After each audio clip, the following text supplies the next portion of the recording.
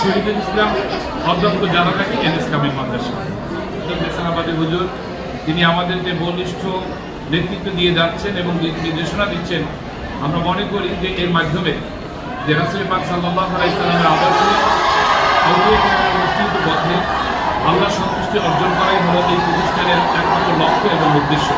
আমরা ছাত্রদেরকে সেভাবে গড়ে তোলার জন্য আমরা চেষ্টা করছি। আমরা দেশবাসীর কাছে আমরা দোয়া চাচ্ছি যেন আমরা এই শিক্ষা প্রতিষ্ঠানকে আরও যেন শীর্ষে যেন নিতে পারি, সেই জন্য সকলেরই আন্তরিক সহযোগিতা কামনা করি।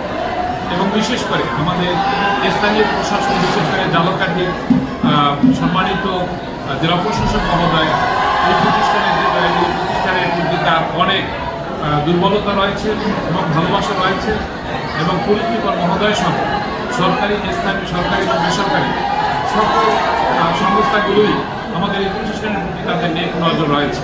এবং বিশেষ করে সাংবাদিক ভাইরা, তারা আমাদের এই প্রতিষ্ঠানকে সবসময় একটি সুন্দর প্রতিষ্ঠানে রূপান্তরিত করার জন্য তারা সেইভাবে লেখনির মাধ্যমে তারা পত্রপত্রিকা লিখে যাচ্ছেন। এই মুহূর্তে আমি সাংবাদিক ভাইদেরকেও আন্তরিক মোবারকবাদ জানাচ্ছি।